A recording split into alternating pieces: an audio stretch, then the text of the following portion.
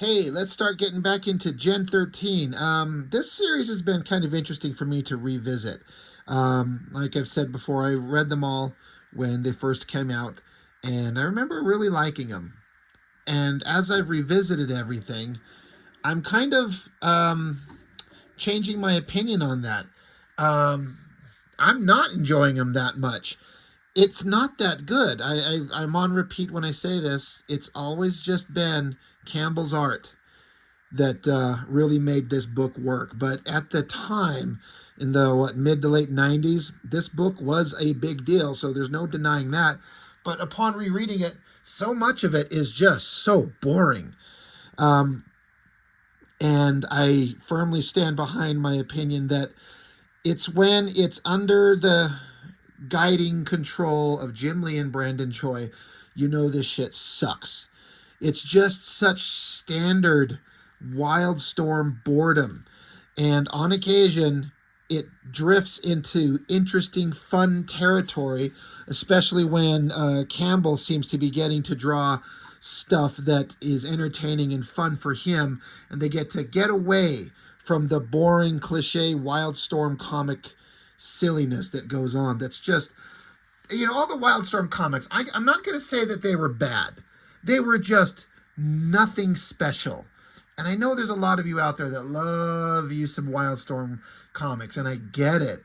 The era that it comes from, the books, all of us being kids reading that stuff, they were shiny, they were pretty, they were always kind of visually interesting because Wildstorm had a lot of fantastic artists, but I don't believe when anybody tells me that they really, really, really liked the stories that were going on because they're so memorable. In my opinion, it's just my opinion, just my thoughts. Like, no, they're not. There's so little of that stuff that just stuck out and makes me go like, wow, that was such a fantastic read. They're just visually fun. But Gen 13 broke out and Campbell broke out because his art was not the same as everyone else's. It was lighthearted and fun and seemed kind of like we're just having a good time. It's not so deadly serious. But then he gets paired up with some of these stories that are trying to be so earnest and so serious, it just sucks the life out of the potential of these characters. And there were very few exceptions where, like I said, as I'm going back over these books, where it feels like these books really hit their best possible potential. And fortunately, this issue 13 of Gen 13, is one of those. And it's because it's completely out of the norm and out of the ordinary of anything going on with the Wildstorm nonsense. It's just a silly, fun thing. And it was a really big deal. So if you're looking at it, we got Gen 13, issue 13. It's funny, like it's a good idea when the title is Gen 13, they're going to make issue 13 something specifically special. And yeah, it looks like a regular full-size comic, right? It's got the size of a regular size comic, but it's actually 3 smaller issues. Each one is significantly smaller and lighter than your standard size comic, but altogether it's a good size regular issue, and each one only cost $1.30 American at the time. And so they had these 3 issues to spread out. So it's Gen 13 issues A, B, and C. And as you can tell by looking at the cover, at least on the one, crossover with other independent publishing comics that were popular at the time, but not like the big companies, not Marvel or DC. It's been a long time since I've seen these, and I don't. There was a lot of talk in the comics world about what they were doing and the kind of message they were trying to send on some level of what these 3 broken up issues meant in terms of independent comics, trying to shout out the indie world. We'll get into it. I figured I might probably just break these up into individual videos because I can, because why not? We just might do that. And so they'll be brief, but they'll be fun. Great cover. The background is like a collage of all the looks like, I'm trying to decide if it's covers only. It looks like covers only of the Gen 13 characters, but a classic shot of the team just back to back, just ready to fight. Looks really good. Campbell is just fantastic at what he does. And it's interesting because at the top in the corner box, you see Jughead from Archie.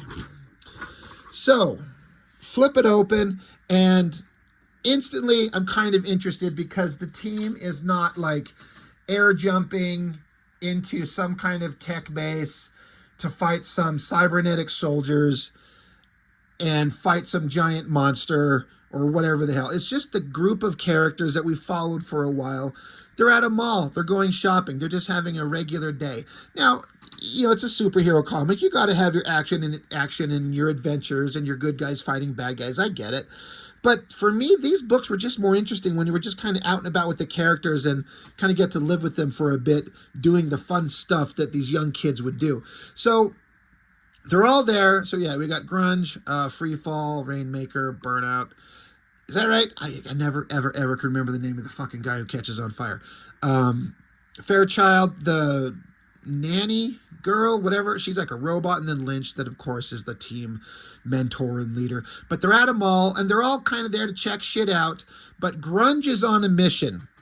He has got to get to this comic book store because there's an auction going on, and he has got to get this issue of this comic book. So they're taking these characters and building a story where one of the characters wants to go to a comic store and get a very rare comic book, which is something that this comic industry, like, this is 96, so I don't think the comic market has completely collapsed yet. If I understand my time frames right, I want to say it feels like 97 is the year where it really just eats shit. But I'm starting to think that they're starting to, there's signs of that happening. And so they're kind of commenting on it. And then, of course, they got to have the little lesbian in-jokes because Roxy goes up to one of the displays here and sees some mannequin wearing hot underwear, and she's like, I'd look so hot in that getup. And of course Rainmaker, who's gay, she's like, no doubt. And Roxy's like, what'd you say? Oh, nothing. Like, I don't know that was necessary for anything. Caitlin Fairchild, she's here. The Demon Haunted World by Carl Sagan. I've been meaning to pick this up. And then you got Burnout over here. He's like, I can't believe it. A Fender Strat signed by Dave Navarro. But what's the point of shopping if you can't buy it? Don't worry, baby. I'll be back. So it is showing how they're all kind of looking at their own individual interests. Like Roxy's kind of a fashion girl and interested in girly shit, and Fairchild's kind of brainy, and fire guy, Burnout, whatever the fuck his name is, he's like, he likes music and guitars and shit. Grunge don't give a crap. He is on his way to the comic shop. He's like, dude, I can't wait for you people to be screwing around. So he takes off on his own. And I gotta say that Campbell's art feels like he really took it to another level. He's leaning into a more solid, refined style of his cartoony kind of approach to his work. That's just, it's kind of the same as the stuff you've been seeing him do, but there's like little subtle things back and forth with some of the expressions on faces, very expressive stuff that he just gets better and better at. I'm not saying the stuff before this was not any good, but for some reason, something about the work in this, I just felt like he was really, I guess what I'm trying to say is I kind of feel the passion of his art in this story. Like he was really invested in this, as opposed to when he had to do a couple of issues where the characters are crossing over with like Wildstorm Rising or Fire from Heaven or whatever that bullshit is. And so he's just drawing these characters in nonsensical action poses with all these other characters. It just, who cares? None of it is interesting. But this stuff, I feel like the passion is, you could feel it in the art. And that's just what I see. But anyway, he shows up to the comic shop. It's loaded up with people. And so some gross looking guys, he's got this one issue of this book, and you got all these fanboys here just hanging out, just dying for it. He's like, all right, everyone step up. This is the book you've been waiting for. That's right. It's the limited edition Captain Pyro chromium cover, the one and only copy available in the entire city. And the only way you get it is by having the winning ticket. So Grunge, of course, on this funny kind of shot with his expression, he's like, "It's so mint, it must be mine." So the girls are back over here. They're like, "I don't understand what all the fuss is about." And they're like, maybe it's a guy thing. Like, it's just a comic book, right? And so, of course, Robot maid girl, which is funny because the body language on the robot is very stiff and rigid, very intentional on Campbell's part. But she's like, according to my databanks, this particular comic book is quite rare. Due to a limited print run and high consumer demand, this comic book is perceived to be of exceptional value. In fact, the current asking price is approximately $79.95 at a rate of appreciation of 10% a month. So the other characters are like, all that money for just some funny cartoons? And Burnout's like, hey, you know, Grunge, I've got this old he dude, Master of the Cosmos doll you might be interested in. So they're kind of making fun of Grunge. And Free Fall's, of course, kind of backing up her boy. She's like, this is important to him, guys. Free Fall's like, besides, comic books aren't just for kids anymore. They're big business. Grunge saying, spare me the sarcasm, Rocks. I mean, they're not any worse than those slippery path poetry books you read. She's like, that's Sylvia Plath. So just some funny gags going on there. But Grunge is like, all right, I got to go. Come on, auction is going to happen.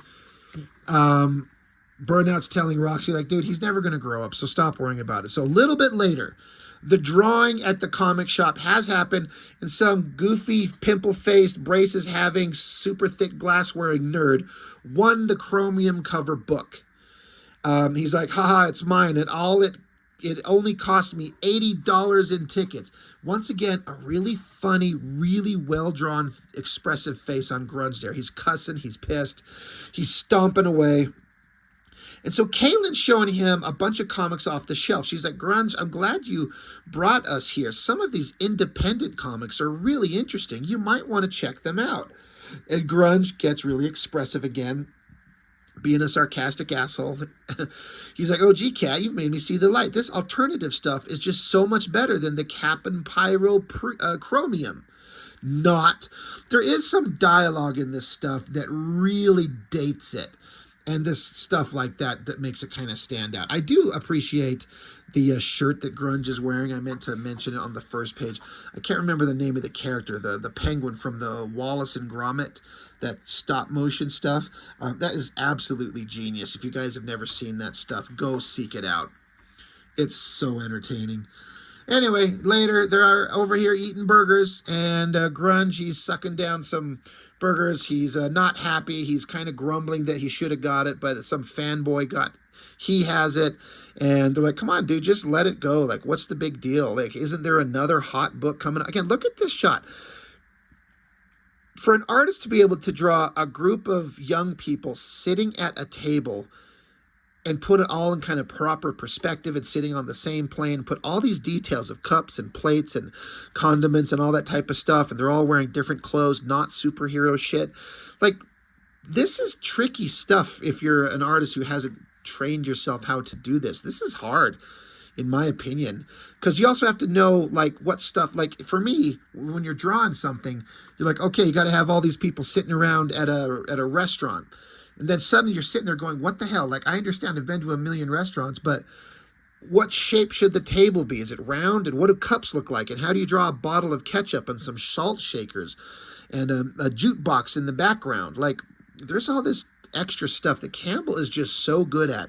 Like, forget the superhero stuff. It's the everyday stuff that he's just such a master at, in addition to the superhero stuff. Anyway, back to the story. Grunge is just pissed off. And Rainmaker's she's kind of a stick in the mud, the whole story, Rainmaker is, because she's always so serious.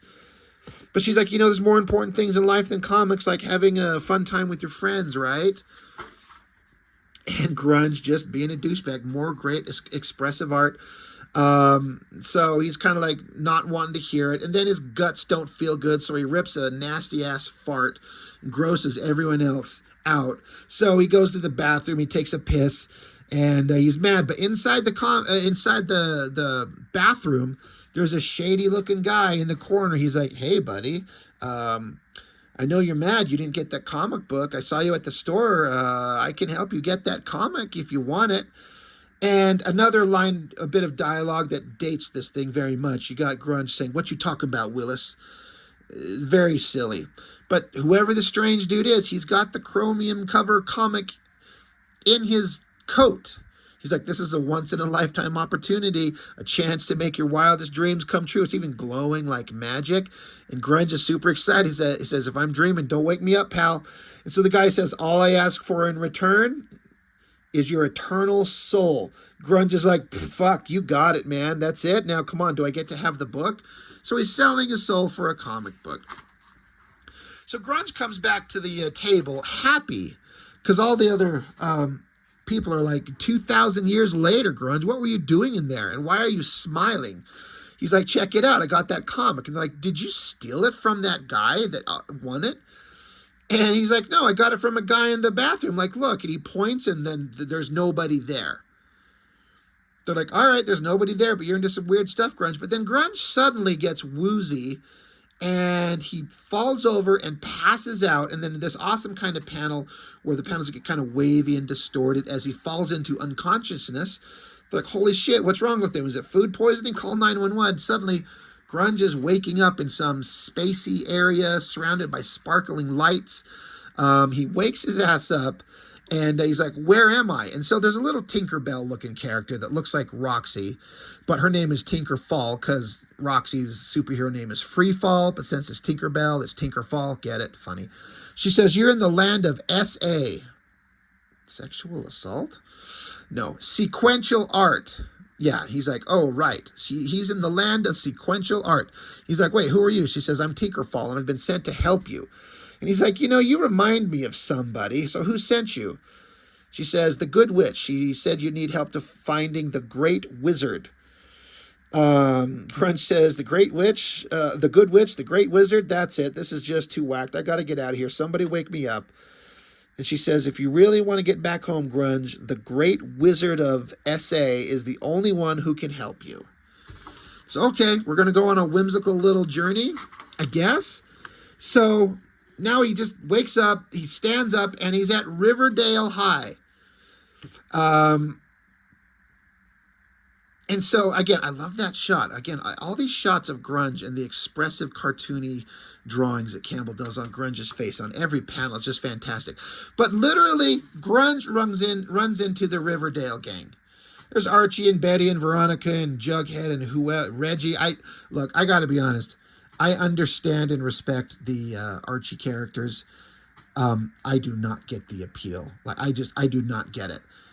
What is so awesome about watching these kids be in high school for how long have they been published? How many decades? It doesn't have to have my approval to be successful, and I'm glad that it's out there, and it's a brand. It's a popular thing that somehow maintains, but where's the entertainment in Archie comics? I do not understand. And I never, from day one as a kid, I'm like, why is this awesome? Of course, some of my first exposures to comics were like McFarlane's Spider-Man and Jim Lee's Wolverine. How could this compare? I don't get it. But it's a brand, it's out there, we're crossing over, and it makes it kind of funny. I mean, there's been like a Archie meets the Punisher, and I think there was a Predator crossover with the Archie comics. Now that shit's funny. Just the concept in itself is kind of hilarious. But anyway, there's the Archie gang. So now they're sitting back at some whatever diner, and Grunge and Jughead are having a burger eating contest, and Grunge concedes that Jughead's better at it. And so the girls get up to go play some different kind of tunes because Grunge says, "Your shit sucks. Let's play some cutting edge stuff." And so Grunge is asking Archie, he's like, "Dude, what's going on with the girls?" And Archie's like, "Yeah, they're just friends." And so there's a little bit of back and forth in the art where Campbell draws the girls in the Archie style, but then draws the characters in his own comic book style. And then as he gets bonked in the head by Tinkerfall, the Archie characters look again like Campbell's regular comic book art style, not the standard Archie look. It just goes back and forth. Grunge says some disgusting shit to the girls, trying to get him into a three-way or something. Tinker's laughing at it. Whatever. They just meet up with the Archie crew, have some burgers, try to hit on the girls. But Grunge is like, I've got to get out of here. I got to go find a guy. So Grunge takes off, and they're like, oh shit, we should have warned him about the bad girls. Oh shit, the bad girls. To be continued in Gen 13, number 13B. And that's the end of the issue. Not too much to it. You know, it's a short comic, but that's the point of it. And so, yeah, stories, Brandon Choi, Campbell, and Jim Lee. Pencils are Campbell. Inks, Alex Garner, with ink assist by Peter Guzman. So that's the art team. That's the group that you want. That's the team that you want for Gen 13. So, yeah, that's 13A, the first of the three. So I'm just going to stop this video here and just record them all separately and release them separately because I can. So that's all I've got on this one. Thanks for joining me. I really appreciate it. I'll see you next time.